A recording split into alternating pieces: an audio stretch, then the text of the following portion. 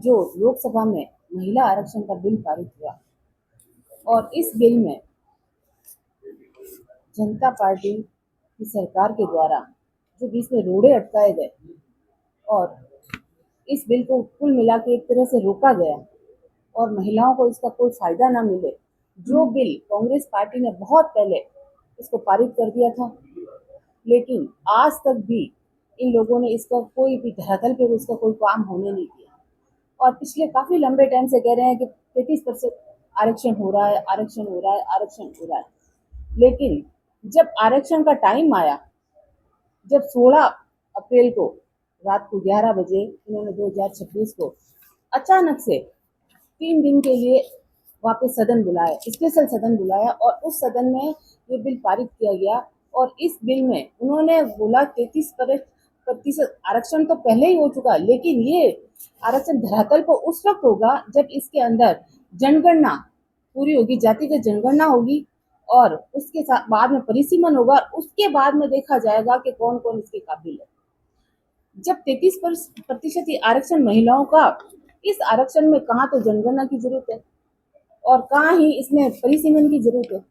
आज जब 533 सीटें हैं हमारे लोकसभा की, जब आप ये करना चाहते हो तो अभी इस 533 सीटों पे आप क्यों नहीं कर रहे हो और इसी पे 33% आरक्षण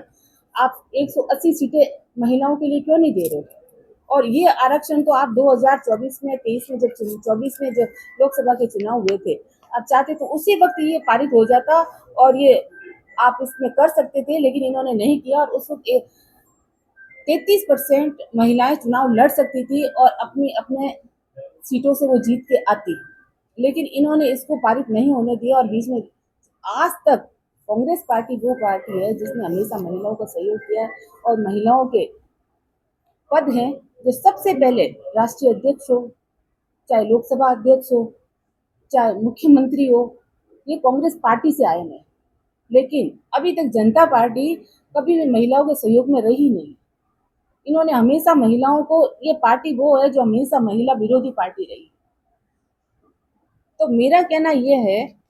कि जो नारी शक्ति बंधन अधिनियम के तहत 2023 में आरक्षण कानून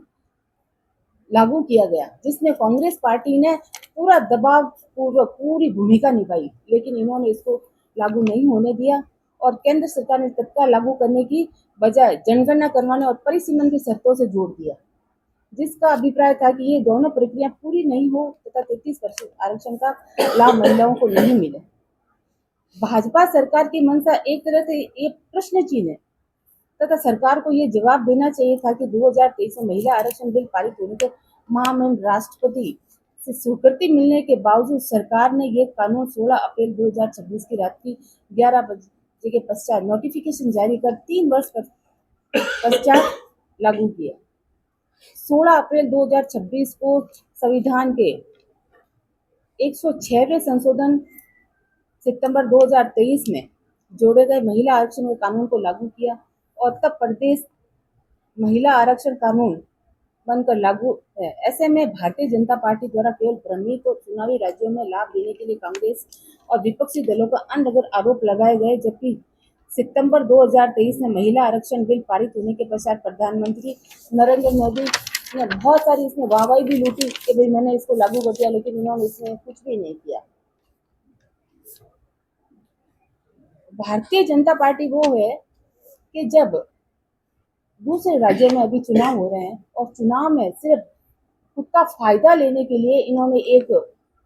हवा उठाया कि ये आरक्षण कर दिया गया है, लेकिन इस आरक्षण में इन्होंने सिर्फ बूढ़े अटकाए हैं और कुछ भी नहीं किया है। और विपक्षी जो दल हैं वो सिर्फ आगे आके बता रहे हैं कि आरक्षण हो रहा है, आरक्षण हो रहा है, लेकिन ऐसा कुछ भी नहीं हो रहा है। परिसीमन से सिर्फ हमारी 2 मांगे हैं कि इसको जनगणना से और परिसीमन से इसको ना जोड़ा जाए, इसको तत्काल